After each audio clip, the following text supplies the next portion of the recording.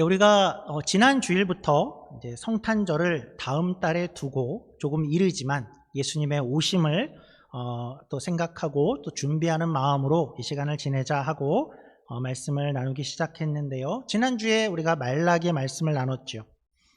말라기 말씀을 살핀 이유는 말라기가 구약 성경의 가장 마지막에 있으니까 이제 예수님이 신약 시대에 오시는데 그 신약 시대 전에 백성들의 모습은 어땠는가 하는 그것이 궁금해서 말라기를 살핀 것이었습니다. 그들은 아주 특별한 상황 가운데 있었죠. 아주 큰 일을 겪고 난 후였습니다. 나라를 잃었었고 포로로 잡혀갔었습니다. 그래서 큰 고난을 겪고 난 이후이죠. 그 고난 속에서 하나님은 놀라운 은혜를 베푸셔서 그들을 살려내고 돌아오게 하시고 성전도 다시 짓게 만드셨습니다. 그렇다면 우리 생각에는 이 정도 하나님께서 하셨으니 또 고생했으니 이제는 백성들이 정신을 차리고 하나님을 제대로 믿고 하나님만 섬기는 그런 백성의 모습이 되어 있지 않을까 하는 그런 기대도 되는데 말라기에서 우리가 함께 확인한 것은 이들은 여전히 엉망이었더라 였습니다. 하나님과 맞짱을 뜨고 있었죠. 뜨겁게 논쟁을 하고 있습니다. 하나님이 내가 너희를 사랑했다 그러니까 이 백성들이 대번에 하는 말이 하나님이 언제 우리를 사랑했다 그러십니까? 였죠. 아니 금방 죽은 그 나라를 잃고 포로인 이들을 이렇게 살려내서 그리고 돌아놓게 하셨는데 그렇게 회복시켰는데 이들은 벌써 다 그것을 잊은 것 같습니다. 살려놨는데 그가 받은 것을 잊고 더 하나님이 이런 것을 해주지 않는다고 불만 가운데 있죠. 그러니까 마치 살려놓은 게 답니까? 보따리도 내놔야지요 하는 그런 식 같았습니다. 그들이 은혜를 잊어버리자 그들은 하나님이 해준 게 뭐가 있습니까? 하게 되었고 그러자 하나님을 경히대하기 시작했었습니다. 하나님이 점점 별거 아니게 보이기 시작했었죠. 그래서 제사를 드려도 무슨 좋은 양을 갖다 드리려고 해. 다리 저는 거, 병든 거, 흠 있는 거 가져와. 그냥 그 정도로 때워. 대강 해. 하나님 대단한 분이라고. 그리고 거기서 더 나아가서 하나님을 대놓고 조롱하고 멸시하기 시작했죠. 하나님이 뭐가 대단하냐? 뭐 대단하다고 그 율법을 그렇게 열심히 지키려고 해. 주위를 보니까 그냥 막 살고 무시하는 사람들이 더 잘 사는 것 같아. 교만하고 악한 자들이 더 잘 사는 거 아니냐? 하나님이 무슨 힘이 있기는 하냐? 하며 조롱하고 멸시하더라. 그게 말라기였습니다. 그 모습이 중요한 의미를 갖는 것은 이런 점이었죠. 그 모습이 하나님이 전 구약의 역사 동안에 일해 오신 결과라는 점이었습니다. 하나님은 구약의 역사 가운데에서 하나님이 많은 일을 하셨죠. 출애굽을 시키기도 하고 광야에서 기적을 베푸시기도 하고 그리고 가나안을 정복해 하게 하시기도 하시고 왕이 없습니다 하니까 왕을 주시기도 하시고 하나님은 계속해서 인도하심과 보호하심으로 또 땅도 주시고 성전도 갖게 하시고 그리고 때마다 많은 선지자들을 보내셔서 말씀하시고 깨우치게 하셨는데 그 모든 결과가 어떠한가? 혼도 내셨었죠. 아주 극단적인 방법으로 나라를 잃게 하고 포로로도 갔다 돌아오게 하셨는데 그리고 그 돌아오게 할 때 그렇게 큰 은혜를 베푸셨는데 사실 그것만 기억했다 해도 이 백성들이 하나님을 잘 섬겼지 않았을까 싶은데 그렇지 않더라였죠. 오히려 인간은 최선을 다해서 하나님을 속이려 하고 있고 자기 마음대로 살려 하고 있고 하나님을 조롱하더라. 그것이 구약 성경 전체가 하는 그런 결론입니다. 그래서 사실은 이 정도가 되었다면 하나님 편에서는 이스라엘아 이제 들어라. 나는 할 만큼 했다. 이 정도를 했는데 너희가 지금 이 정도 모양이라면 너희는 가능성이 없다는 그런 증거가 된다. 너희는 아무리 해도 안 되겠다. 너희는 너희가 초래한 그 운명을 받아들여라. 이제는 끝이다. 말도 걸지 마. 꼴도 보기 싫다. 그래야 이 이야기의 흐름이 이렇게 자연스러운 것 같은데 하나님이 말라기에서 뭐라고 하셨다 그랬죠? 내가 구약시대 내내 이렇게 열심을 다했는데 너희가 이 모양이고 오히려 너희는 나를 속이고 경멸하고 조롱하고 내가 그만큼의 은혜를 베풀었는데도 그것을 기억하지 못하고 너희는 정말 구제불능이다. 너희는 스스로 변할 가능성이 전혀 없어. 그래서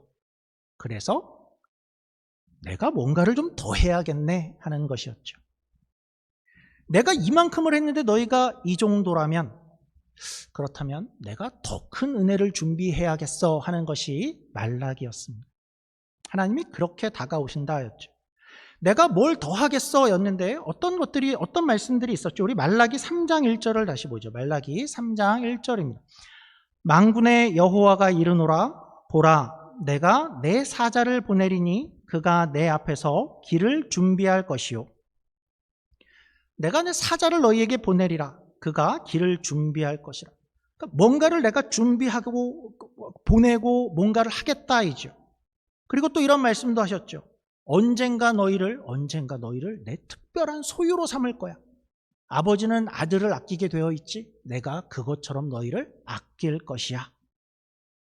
하나님은 우리를 사랑하심에 참 존심도 없어 보이시죠. 자존심이 없는 것 같습니다. 배알이 없습니다. 하나님은 자신의 백성을 향해서 이 정도의 마음을 가지고 계신 분이다 하였죠. 구약이 그래서 어떻게 끝이 나죠? 구약 성경은 정말 긴데요. 정말 긴데 정말 그 마지막의 마지막 구절이 어떻게 끝나죠? 우리가 오늘 함께 읽은 본문이었습니다. 구약의 맨 마지막 끝 말씀을 제가 다시 한번 읽어보죠. 말라기 4장 5절 6절입니다. 보라, 여호와의 크고 두려운 날이 이르기 전에 내가 선지자 엘리야를 너희에게 보내리니 그가 아버지의 마음을 자녀에게로 돌이키게 하고 자녀들의 마음을 그들의 아버지에게로 돌이키게 하리라. 돌이키지 아니하면 두렵건대 내가 와서 저주로 그 땅을 칠까 하노라 하시니라. 끝부분인데 전혀 끝 같지가 않죠. 내가 뭘 더 할 거야? 앞으로 할 거야? 앞으로의 계획이 있습니다. 그리고 그 미래는 하나님의 굳은 결심으로, 의지로 가득 차 있죠. 저들을 그냥 두지 않을 거야. 아버지의 마음을 자녀에게로, 자녀의 마음을 아버지에게로 그 마음을 돌이키게 할 수 있게 하겠어. 이게 구약의 끝입니다. 구약을 다 이제 지나왔는데 이제 발견하는 모습이 저 백성들이 아직도 저 모양이니 그래서 내가 더 큰 일을 하겠어. 앞으로를 기대해라. 내가 더 열심히 일하리라가 구약의 끝인 것이죠. 이제 구약시대의 끝이 나고 그 구약시대와 신약시대 사이에는 시간상으로는 약 400년의 시간이 있습니다. 구약과 신약의 중간이어서 중간기라고 불리는 그런 400년의 시간이 지나갑니다. 이상하게 조용합니다. 성경에 기록이 없고 하나님의 계시가 없습니다. 그 당시를 살았던 사람들 입장에서는 너무나 오랫동안 아무런 일이 없고 조용해서 혹시 하나님이 그 약속을 잊으신 게 아닌가 하는 그런 생각이 들 정도 그런 시기였을 것 같습니다. 그런데 이제 때가 참에 신약시대가 열리게 되죠. 자, 하나님은 약속을 하시면 분명히 지키시는 분이실 텐데 오랜 시간이 지나갔는데 하나님은 구약의 그 약속을 기억하고 계실까요? 선지자 엘리야도 보내겠다라고 하신 것 같은데 언젠가 하나님이 그 약속을 지키실까요? 언젠가라니요. 하나님은 신약이 시작하자마자 그 약속을 먼저 지키십니다. 신약이 시작되면 무슨 이야기로 성경이 시작하죠? 신약시대가 된 것은 그러니까 예수님이 오심으로 물론 그렇게 시작을 하는 것입니다. 그런데 우리가 그 카메라 앵글을 조금 더 가까이 이렇게 들여다보면 거기에는 예수님이 오시기 전에 어떤 사자가 먼저 와 있는 것을 우리가 발견하게 됩니다. 다시 한번 사자는 동물 어흥 사자가 아니고 그 사신 누군가이죠. 그러니까 예수님이 오시기 전에 누군가가 먼저 와 있는 것을 발견하게 되고 신약 성경은 먼저 그 사람에게 집중을 하게 되죠. 누구지요? 주의 길을 예비하는 자, 광야에서 외치는 자, 주의 길을 미리 와서 평탄케 하는 자, 이사야 선지자가 말라기 선지자가 오리라 예언했던 누구죠? 세례 요한이죠. 그래서 복음서 중에 누가복음에 가면 누가복음에 예수님의 오심, 예수님의 탄생을 이야기하기 전에 그 세례 요한의 출생부터의 이야기로 이 복음서 신약 성경을 시작하는 것도 우리가 보게 되죠. 그런데 우리는 여기서 이런 생각을 좀 하게 됩니다.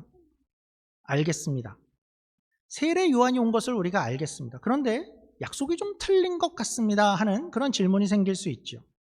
하나님은 뭐라고 이야기하셨었냐 하면 하나님은 선지자 엘리야를 보내겠다라고 하신 것 같은데 왜 세례 요한의 얘기가 되어지는 거죠? 엘리야는 어디 있나요? 이런 질문을 좀 할 수 있을 것 같습니다.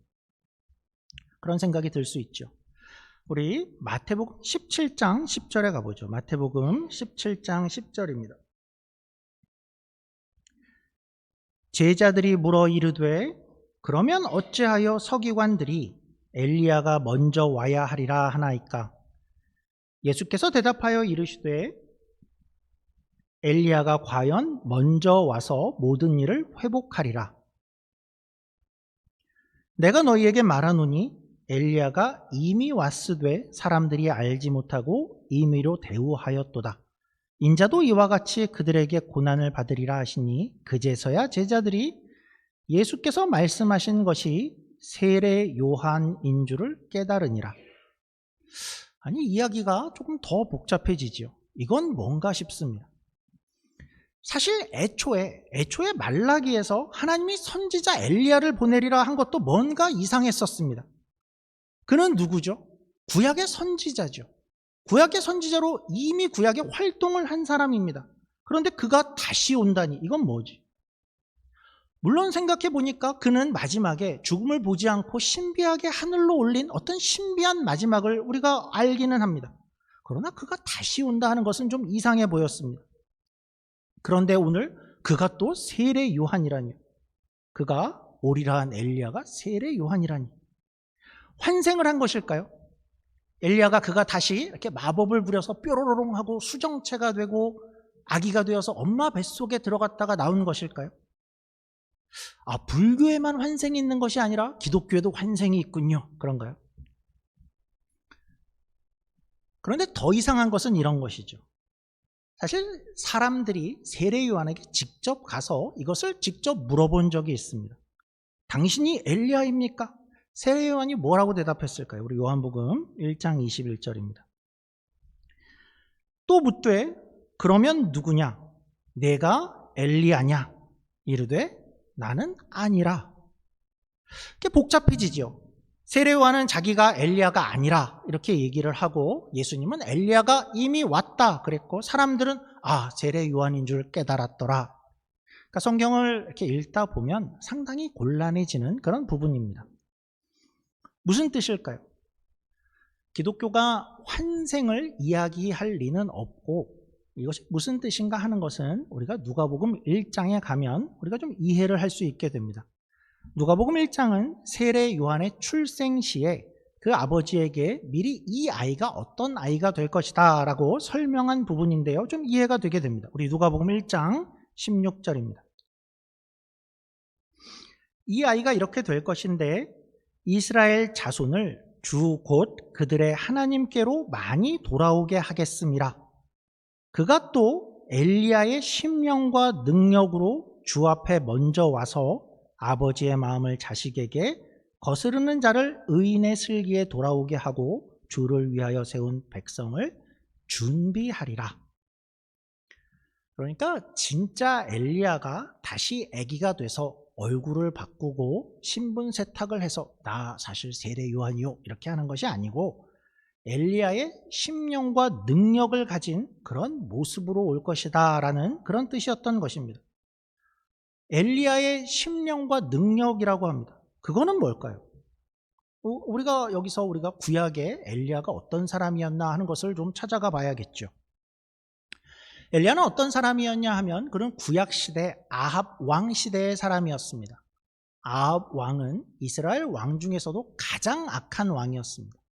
그래서 그 시대는 이스라엘의 역사 가운데에서도 가장 악한 시기라고 할 수 있는 그 시대였습니다. 그 시대 속에서 엘리야의 역할은 모든 이들이 다 하나님께 등을 돌릴 때, 그러니까 실제로 엘리야는 하나님 편을 드는 사람이 혼자만 남았다라고 생각하고 있는 정도의 시기였고, 그는 실제로 갈멜산에 갔을 때에 바알과 아세라라는 우상의 850명의 선지자와 그러니까 홀로 대항을 해야 했던 그런 상황이었죠. 그만큼 하나님 편이 없다 하는 시기였습니다. 그때 그는 거기서 일어나서 거기서 이스라엘의 심판을 외치고 그 한복판에서 죄를 지적하고 회개를 외친 사람이 바로 엘리야였습니다. 그러니까 그 시대 앞에서 그리고 그 시대의 한복판에서 회개를 외치는 엘리야이고, 이제 하나님은 주의 길을 예비하는 어떤 사자가 올 것인데, 그는 엘리야와 같은 심령과 능력을 가진 자가 올 것이다 라고 말하는 것이고, 그가 와서 이제 하는 일은 회개를 외칠 것이다 라는 것인데, 우리가 이제 보니 과연 세례 요한의 모습은 그 엘리야를 많이 닮아 있죠. 세례 요한은 어떤 사역을 했죠? 그의 가장 큰 역할은 사람들에게 회개하라를 외친 그것이었죠. 회개는 무엇일까요? 회개는 어떤 일들이 이루어지는 것일까요? 회개는 우선 하나님 앞에서 자기를 정직하게 바라보는 것으로 시작을 하는 것입니다. 회개는 하나님 앞에 자신을 세우고 하나님 앞에 자신이 서서 자신의 상태가 어떠한가 하는 것을 돌아보는 것으로 출발하게 되어 있습니다. 생각해 보면 이것이야말로 당시의 백성들에게 너무나도 필요한 것이었죠. 당시의 백성들은 어땠죠? 예수님이 오시기 전 그 백성들의 상태를 우리가 말라기에서 확인한 표현으로 찾아보면 당시의 백성들은 자기 자신의 잘못을 모르고 있었죠. 다 하나님 탓이지 우리는 할 바를 하고 있다였죠. 우리는 성전도 있고 제사도 드리고 있어요. 물론 흠 있고 병든 거 그런 거 드리고 있지만 하나님이 알겠어. 우리는 하나님 할 걸 하고 있습니다. 마음속으로는 하나님을 멸시하고 있었죠. 하나님의 이 제사는 왜 이렇게 번거로운 거야? 그리고 세상을 보니 교만하고 악한 자가 더 잘 사는 것 같아 하면서 우리는 이 정도만 하면 우리는 할 바를 하고 있다라고 생각하고 있었습니다. 그런 이들에게 필요한 것은 뭐였을까요? 하나님 앞에서 자신들이 어떠한 사람들인가 하는 것을 깨달아야 하는 것이었죠. 이들은 자신들에게 문제가 없다라고 생각을 하고 있었습니다. 할 바를 하고 있고 문제가 있다면 그건 하나님의 문제고 하나님이 능력이 없는 거지 우리는 문제가 없다라고 생각을 하고 있었죠. 신약으로 가볼까요? 복음서에 나타나는 그 당대의 사람들의 상황은 어땠을까요? 당대의 가장 종교적이라고 말하는 바리새인은 어땠을까? 그들의 특징은 한마디로 자기의라고 우리가 표현을 하죠. 그들은 자기 스스로가 의롭다라고 생각을 합니다. 그리고 자기의 잘남, 의로움 이런 것을 자랑으로 여기고 있습니다. 그러니까 다른 표현으로 하면 우리는 스스로 우리가 잘하고 있고 우리는 문제가 없다라고 여기고 있었던 거죠. 할 바를 하고 있어. 그래서 겉모습은 번지르르 했죠. 회개라는 것은 여기에서 그런 상태에서 정말 자기의 모습이 어떤가 하는 것을 발견해야 시작될 수 있는 것이죠. 그런데 한 가지, 그러니까 이런 사역이 특별히 왜 필요하다라고 하는 이야기를 했었죠. 이런 사역이 특별히 어떤 의미를 갖는가, 왜 이런 얘기를 꺼냈냐 하면 이것이 바로 주의 길을 준비하는 것이다 라고 했었죠. 예수님의 오심을 준비하는 것이 이것이랍니다. 이것이 어떻게 주의 길을 예비하는 것이 될까요? 회개라는 것이 어떤 것을 의미하는가를 조금 더 생각을 해봐야 될 것 같습니다. 회개라는 것은 무엇일까요?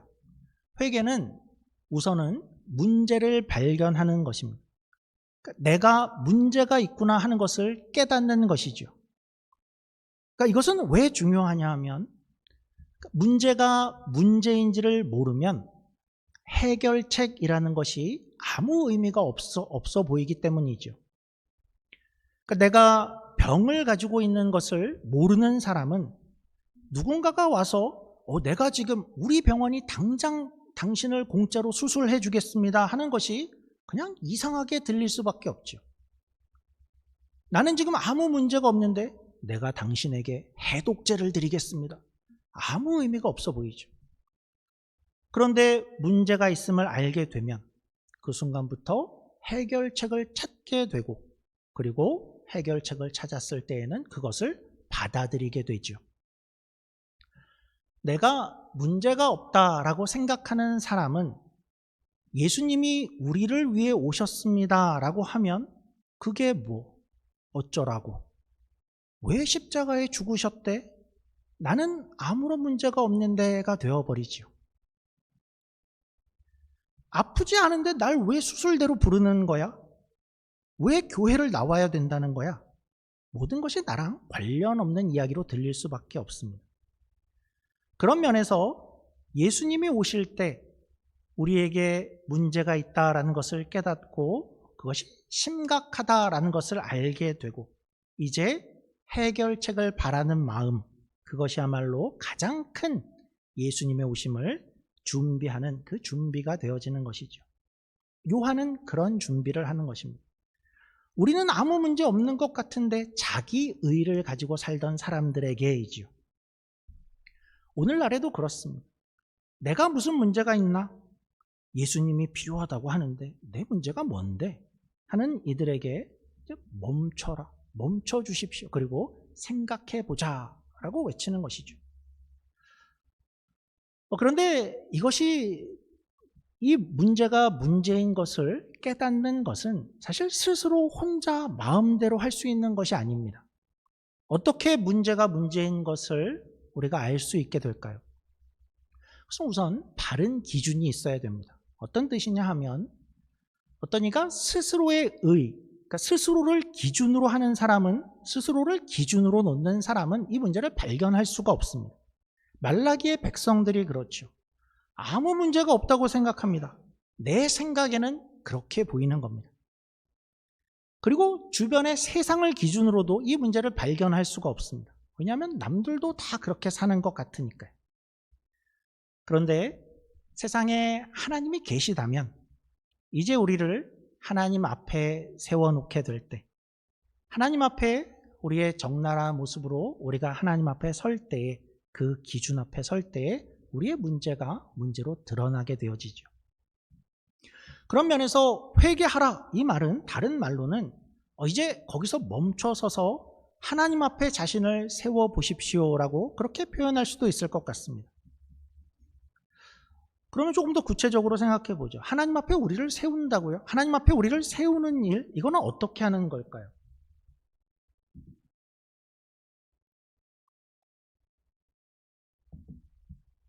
하나님 앞에 우리를 세우는 일, 이걸 어떻게 하는 걸까? 이것이 바로 율법이 하는 일입니다. 그러니까 더 편한 말로 표현하자 그러면 오늘날 성경이 하는 그런 역할입니다. 그 앞에 우리가 나아갈 때에 우리의 실체를 보게 되는 것이죠. 하나님의 기준에서 우리가 얼마나 먼지를 거기서 알게 되고 하나님이 우리를 어떻게 보고 계시겠구나 하는 것을 거기서 발견하게 됩니다. 이것이 율법이 하는 일이다 라고 얘기하는데 우리 이런 구절을 좀 한번 이해해 보죠. 성경 로마서 3장 19절 20절입니다. 우리가 알거니와 무릇 율법이 말하는 바는 율법 아래에 있는 자들에게 말하는 것이니 이는 모든 입을 막고 온 세상으로 하나님의 심판 아래에 있게 하려 함이라. 그러므로 율법의 행위로 그 앞에 의롭다 하심을 얻을 육체가 없나니 율법으로는 뭐라 그러죠? 율법으로는 죄를 깨달음이니라. 무슨 뜻인가요? 그러니까 율법이라는 것이 애초에 있는 것은 세상으로 심판 아래에 있게 하려 함이라 하죠. 그러니까 율법을 보면서 우리는 이걸 우리가 스스로 다 지켜낼 수 없구나 하는 것을 발견하게 된다라는 뜻입니다. 그리고 율법 앞에, 성경 앞에 우리가 나아갈 때에 우리의 문제를 깨닫게 된다라는 뜻이죠. 산상수훈, 예수님의 가르침이 이렇게 집약적으로 되어져 있는 산상수훈이 있습니다. 그 예수님의 가르침을 한번 생각해 보죠. 그리고 우리가 그렇게 살려고 한다고 하면 우리는 누구나가 좌절하게 되어 있습니다. 하나님으로부터 내가 멀구나를 거기서 깨닫게 되죠. 구약 성경에 요시야라는 왕이 있습니다. 그 왕이 하루는 성전을 보수하다가 율법책을 발견하게 됩니다. 그리고 거기서 율법책을 읽기 시작합니다. 그는 어떻게 되었을까요? 율법책을 읽고 통곡하고 옷을 찢게 됩니다. 왜죠? 하나님 앞에 그가 서게 된 것이고 자신을 본 것이죠. 우리가 하나님으로부터 이렇게 멀구나 하고 심각한 자신을 발견한 것입니다. 느헤미야와 에스라 시대에도 그런 장면이 있죠. 포로에서 돌아온 백성들을 모아놓고 하나님의 율법책을 낭독을 합니다. 백성들의 반응이 어땠죠? 백성들이 율법의 말씀을 듣고 다 우는지라. 그냥 살 때는 몰랐는데 하나님 앞에 서게 되자 우리의 내면이 드러나고 우리가 어떤 사람인지 실체가 거기서 드러나게 되는 것입니다. 어떤 사람들은 이렇게 이야기할 수도 있을 것 같습니다. 그냥 모른 척하고 살면 어떨까요? 하는 거죠. 우리가 이렇게 말씀했죠. 우리가 스스로는 그 문제를 깨닫기가 어렵다 그랬어요. 그리고 우리 주변을 보고도 다 그렇게 사니까 그 문제가 드러나고 깨닫기 어려운데 율법 앞에 나가고 성경 앞에 나가고 하나님 앞에 나아갈 때 문제가 드러난다면 그냥 아예 안 나가고 모른 척하고 살면 어떨까요? 하고 하는 그런 질문이죠. 사실은 이렇게 살고 싶어 하는 것이 인류의 본성입니다. 하나님을 멀리해 두고 싶고 우리는 문제가 없는 척하고 그렇게 살고 싶은 그런 마음이죠. 그런데 사실은 이것은 분명히 더 어리석은 그런 모습이죠.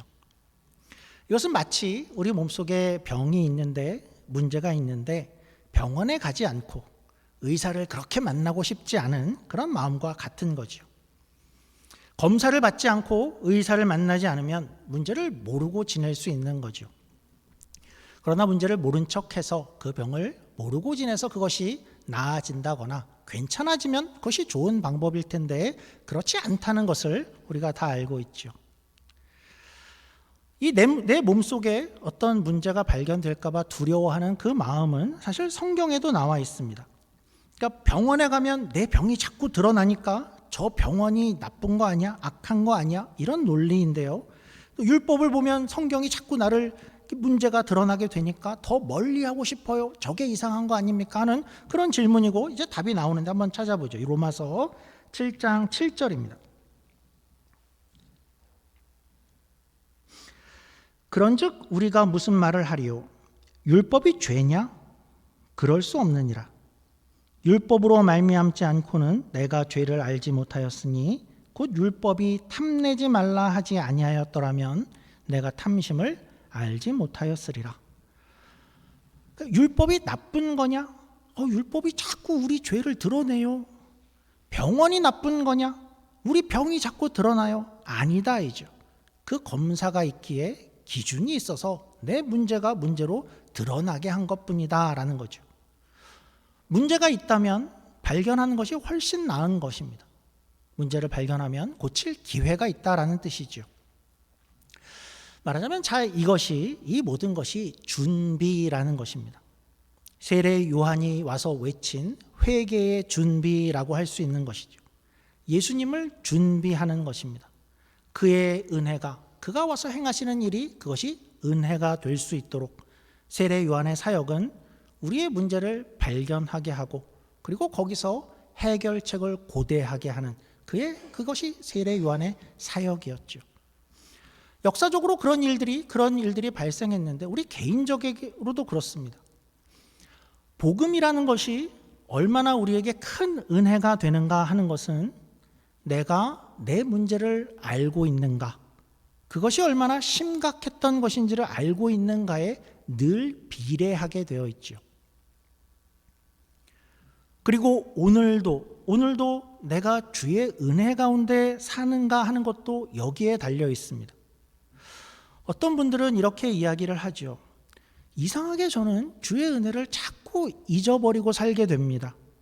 그 은혜를 제가 모르는 게 아니고 분명히 아는데 살아가는데 자꾸 예수님이 없어도 그냥 살아갈 것 같이 그렇게 느껴집니다. 그냥 예수님을 잊고 살게 됩니다.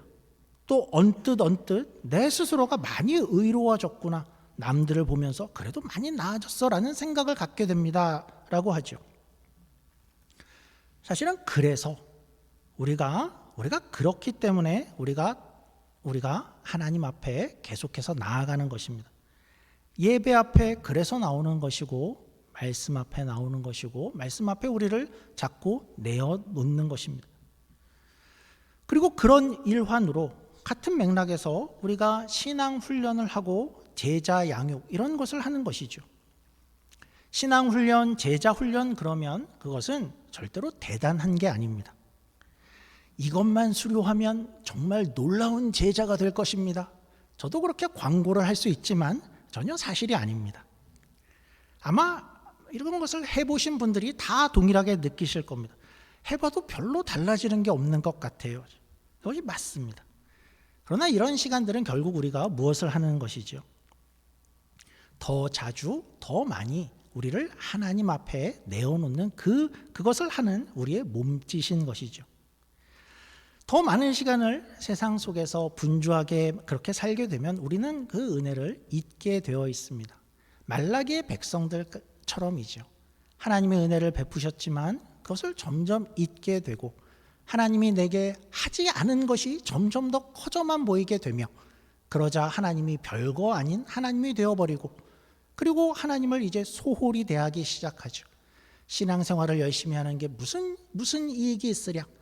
저 하나님이 뭐 대단하다고 내가 이렇게까지 해야 되냐? 그렇게 되어버리고 점점 더 하나님 앞에서 멀어지게 되어 있죠. 그렇지 않기 위해서 하나님은 누구시고 내가 받은 은혜는 무엇이며 나는 어디에 있는가 하는 것을 계속해서 발견하고 기억하기 위해서 예배 앞에, 말씀 앞에, 또 훈련 앞에 우리를 내어드리는 것입니다. 그러한 가운데 하나님의 은혜가, 예수님의 은혜가 우리 안에 지속적으로 머물며 그것이 크게 느껴질 수 있게 되는 것이죠. 오늘 말씀을 마치면서 바라기는 우리의 생 가운데에 그럴 수 있으면 좋을 것 같습니다. 우리를 조금은 의도적으로 하나님의 예배 앞에 또 모이기에 힘쓰고, 말씀 앞에 개인적으로 또 함께 그러한 것을 노력하는 가운데 자꾸 하나님 앞에 서면서 우리의 모습들을 하나님 앞에서 다시 한번 발견하고, 이런 우리를 어떻게 사랑하셨는가, 하나님의 은혜를 기억해서 우리의 삶이 하나님의 은혜로 가득한, 왜 내게는 하나님의 은혜가 없어집니까? 하는 것이 아니라 늘 그 은혜 가운데 살 수 있는 저와 여러분이 되기를 주의 이름으로 축원합니다. 기도하겠습니다. 하나님 아버지, 감사합니다.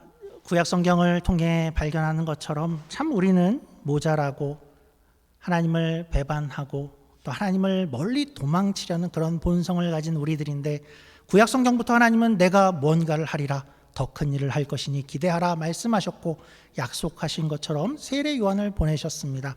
하나님, 우리의 인생 가운데도 동일한 과정이 일어난 줄 압니다. 어느 날 우리 가운데 문제가 있구나 하는 것을 발견하게 되고, 그래서 예수님의 십자가의 그 복음이 얼마나 큰 것인 것을 감격하게 되었습니다. 하나님, 하루하루를 살 때에도 동일한 그러한 감격과 은혜 가운데 살기를 원합니다. 우리를 예배 앞에, 말씀 앞에 우리를 내어놓음으로써 하나님의 은혜가 어떠한 것인지, 우리가 어디에 있는지 다시 한번 발견하게 하고, 그러한 몸짓 가운데 하나님의 은혜를 계속해서 누려갈 수 있는, 그것에 멀리 도망가는 것이 아니라 그 안에서 풍성한 삶을 살 수 있는 우리 모두가 되게 하여 주시옵소서. 감사하며 예수님 이름으로 기도드립니다. 아멘.